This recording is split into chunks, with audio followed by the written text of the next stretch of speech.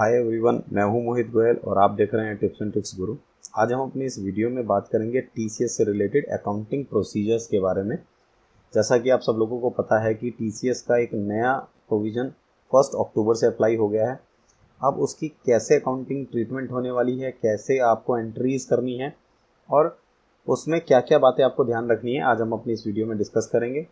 सबसे पहली बात, किसके ऊपर वो टीसीएस अप्लाई होता है एज ए सेलर, मैं बात करूंगा। सबसे पहले ये क्राइटेरिया आपको देखना होगा कि सेलर से रिलेटेड क्या अकाउंटिंग एंट्री है और बायर से रिलेटेड क्या अकाउंटिंग एंट्री है। आज हम बात करेंगे सेलर से रिलेटेड क्या एंट्रीज है।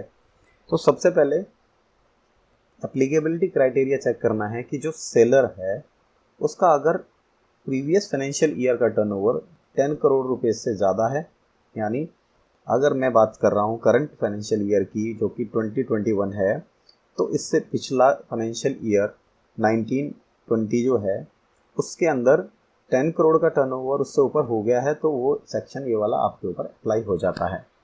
तो सबसे पहला क्राइटेरिया ये देखना है। और दूसरा क्राइटेरिया जो देखना है वो ये देखना है कि जिस बायर को आप सेल कर रहे हैं उसको आपने 50 लाख रुपीज़ से ज़्यादा का अगर मटेरियल सेल किया है और उसके अगेंस्ट में कलेक्शन किया है।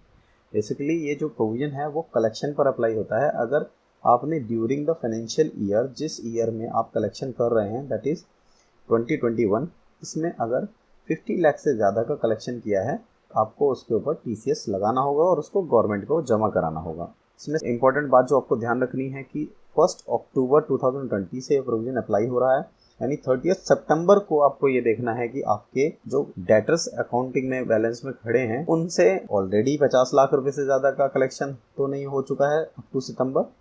अगर हो चुका है तो वेरी नेक्स्ट जो भी कलेक्शन आपका आने वाला है उसके ऊपर आपको ये टीसीएस लगाकर ही उससे कलेक्शन करना है। अगर कोई पार्टीज अभी 50 लाख क्रॉस नहीं की हैं और उनको आने वाले टाइम में उनका 50 लाख से टर्नओवर ऊपर हो जाएगा, तो हर बार आपको ये चेक करना होगा कि कब वो लिमिट 50 लाख की पूरी हो रही है, जिसके बाद आपको उसको टीसीएस कलेक्शन में लेके जाना है। तो ये 3 बातें याद रखनी है। पहली बात कि टर्नओवर आपका 10 करोड़ से ज़्यादा होना चाहिए, लेकिन ये होना चाहिए प्रीवियस फाइनेंशियल ईयर में।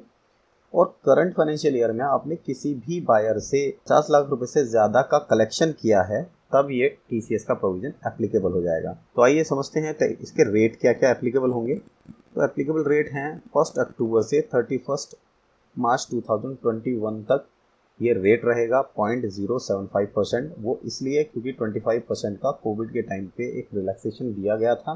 तो नॉर्मल रेट जो है वो 0.1% है, लेकिन उसको कंसेशनल रेट के हिसाब से 0.075% अभी लगाना है। नेक्स्ट फाइनेंशियल ईयर से ये 0.1% हो जाएगा। और एक रेट है 1%। जो लोग पैन कार्ड, आधार कार्ड बायर का जिसका अवेलेबल नहीं है, वो 1% उनका टीसीएस कलेक्शन होगा। इसके साथ जो और ध्यान रखने वाली बात ये है कि जिन लोगों पर टीसीएस एप्लीकेबल होने वाला है, यानी आपके जो बायर्स हैं, उनको प्री इंटीमेशन आपकी तरफ से चला जाना चाहिए कि उनसे होने वाला कलेक्शन नियर बाय 50 लाख हो चुका है या उससे क्रॉस कर चुका है, जिससे कि उनके ऊपर एप्लीकेबिलिटी आने वाली है, जिससे वो इंक्लूडिंग टीसीएस आपको पेमेंट कर पाएँ। उसके साथ साथ आपको समय से ही टीसीएस के डेबिट नोट्स लगाने हैं, यानी टीसीएस की एंट्रीज पास करनी है, क्योंकि मंथ बाय मंथ इसको डिपॉजिट करना होता है आपको। तो जिस मंथ में कलेक्शन हुआ आपकी लायबिलिटी उसी मंथ में अराइज हो जाएगी, तो उसी मंथ में आपको एंट्रीज पास करके उसको डिपॉजिट कराना है। तो इसलिए एंट्रीज भी टाइम पे लग जानी चाहिए, रिकन्सिलिएशंस भी प्रॉपर हो जानी चाहिए। इसके लिए आपको क्या करना होगा, इसके लिए आपको एज ए सेलर आपको अपनी बुक्स में, क्योंकि आप टीसीएस कलेक्ट करने वाले हैं, तो उसकी एक अकाउंटिंग एंट्री आपको लायबिलिटी में भी खड़ी करनी होगी, क्योंकि आप गवर्नमेंट के बिहाफ पे टीसीएस कलेक्ट कर रहे हैं। तो करंट लायबिलिटीज़ में TCS payable on sale of goods या टीसीएस पेबल के नाम से आपको एक लेजर क्रिएट करना पड़ेगा अंडर करंट लायबिलिटी, और उसके अंदर जो भी कलेक्शन आपने किया है उस करंट लायबिलिटी में आपको रखना पड़ेगा। इसको पेमेंट करने की जो डेट है, इसको डिपॉजिट करना है जो गवर्नमेंट को, वो नेक्स्ट मंथ की 7th को, बिफोर 7th या 7th तक आपको उसको डिपॉजिट कराना है एवरी मंथ। अब इसका जो टीसीएस का रिटर्न जाता है वो आपको पता है कि क्वार्टरली जाता है, तो आप उसकी ड्यू डेट के बारे में बात कर लेते हैं। तो पहला क्वार्टर जो 30 जून को एंड होता है, उसकी ड्यू डेट है 15 जुलाई तक फाइल करने की। इसका फॉर्म है 27 EQ। इसके साथ साथ जो टीसीएस सर्टिफिकेट इसको इशू करना है क्वार्टरली, वो 30 जुलाई तक आपको इशू करना होगा, क्योंकि टीसीएस सर्टिफिकेट के बेस पे वो इनपुट क्लेम कर पाएंगे। फिर 30 सितंबर वाले क्वार्टर के लिए ये डेट होगी 15 अक्टूबर, और इसका टीसीएस सर्टिफिकेट जो देना है 30 अक्टूबर को देना है। फिर 31 दिसंबर उसका क्वार्टर एंड का जो रिटर्न भरना है वो 15 जनवरी को, और 30 जनवरी तक आपको सर्टिफिकेट इशू करने हैं। और 31 मार्च का टाइम पीरियड जो है 15 मई है, और 30 मई तक आपको टीसीएस का सर्टिफिकेट अपने कस्टमर्स को इशू करना है। इसके साथ साथ लेट फीस के बारे में मैं आपको बता दूं कि late fees 200 rupees per day की है। अगर आप लेट करते हैं रिटर्न फाइलिंग में तो आपको 200 रुपीज़ पर डे का फीस लग सकता है, लेकिन ये लेट फीस जो है टीसीएस के अमाउंट से ज़्यादा नहीं होगा। अब आइए बात कर लेते हैं अकाउंटिंग की कैसे एंट्री चलेंगी। जो कलेक्टर है यानी जो सेल करेगा वो कैसे एंट्री करेगा, अपने नेक्स्ट वीडियो में हम बायर के यहाँ पे एंट्री कैसे होगी वो बताएंगे। तो सबसे पहले एक एग्जांपल ले लेते हैं कि जैसे मिस्टर ए ने बी को 52 लाख रुपीज़ का माल सेल किया 2 अक्टूबर को, और वो सेल्स कंसिडरेशन उसके अगेंस्ट में 10 अक्टूबर को रिसीव हो गया। उसके बाद उन्होंने एक और सेल किया जो कि 12 अक्टूबर को 5 लाख रुपीज़ का था, जिसका कंसिडरेशन 15 अक्टूबर को रिसीव हो गया। सिंपल सा एक एग्जांपल ले लेते हैं। इसमें सबसे पहली एंट्री जो होगी वो सेल की एंट्री हुई। मिस्टर बी को सेल किया, Mister B debit to sales, 52 lakh rupees की सेल्स की एंट्री हो गई जिस दिन आपने सेल की। अब ये कलेक्शन के ऊपर टीसीएस जमा कराना है।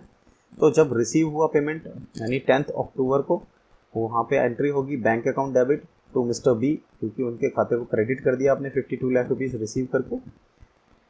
इसके बाद आ जाते हैं कि अब आपको टीसीएस की एंट्री यहाँ पे जनरेट करनी है। तो उसमें क्या करना होगा, सबसे पहले टीसीएस को बायर के नाम में एक लायबिलिटी की तरह क्रिएट करना होगा। तो बी डेबिट, मिस्टर बी का अकाउंट डेबिट करना पड़ेगा, और टीसीएस पेबल का अकाउंट को क्रेडिट करना पड़ेगा, क्योंकि लायबिलिटी आपको क्रिएट करनी है। तो 150, क्योंकि ये अमाउंट पे जो लगेगा वो 50 लाख रुपीज़ से अबव पे लगेगा। तो यहाँ पे 2 लाख रुपए यहाँ पे एक्स्ट्रा कलेक्शन हुआ है, तो उसके ऊपर 0.075% की अगर बात करूँ तो 150 रुपीज़ का आता है। तो इसकी एंट्री यहाँ पे पास हो जाएगी, Mister B's account debit to TCS payable. अब बी जो कस्टमर है हमारा, उसके अकाउंट में एक डेबिट बैलेंस खड़ा हो गया है, जैसे कि डेटर्स का बैलेंस होता है, जैसे सेल का होता है, ऐसे ही उससे पेमेंट नेक्स्ट एंट्रीज में हम देखेंगे। पेमेंट रिलीज हो जाएगी तो बैंक में आ जाएगा bank account debit to Mister B. तो इस तरह से उनका अकाउंट नलीफाई हो जाएगा। अब जो बात करते हैं सेकंड सेल की। अब इसके बाद सब्सिक्वेंट जो सेल होती रहेंगी, क्योंकि पहली सेल जो हम बात कर रहे थे 52 लाख की, उसमें 50 लाख का रिलैक्सेशन था, इसीलिए 2 लाख रुपीज़ पे टीसीएस कलेक्शन हुआ था।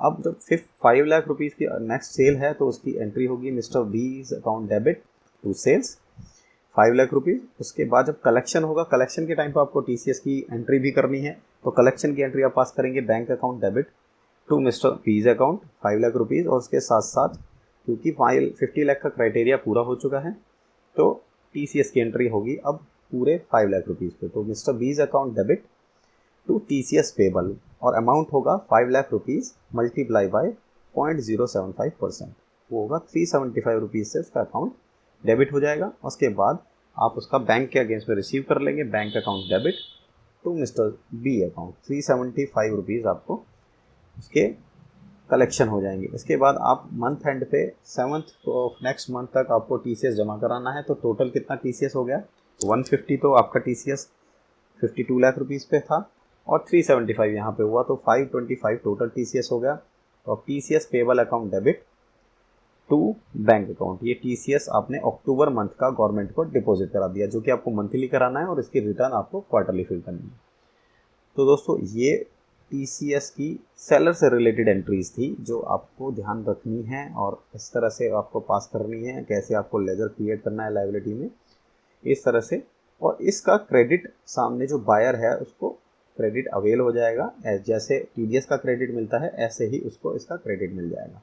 तो अब हम अपनी नेक्स्ट वीडियो में बायर से रिलेटेड एंट्रीज क्या होनी है, किस तरह से क्रेडिट आपको अवेल करना है, शेयर करेंगे। अपने नेक्स्ट वीडियोस में हम टीसीएस से थोड़ा एडवांस लेवल की क्वेरीज लेकर जाएंगे। और देखना ना भूलिए हमारा सेकंड वीडियो जो कि बायर से रिलेटेड एंट्रीज का है, और आने वाले वीडियोस में कुछ क्वेरीज को टेकअप करेंगे, एडवांस पॉइंट्स को आपको बताएंगे जो आपको ध्यान रखना है।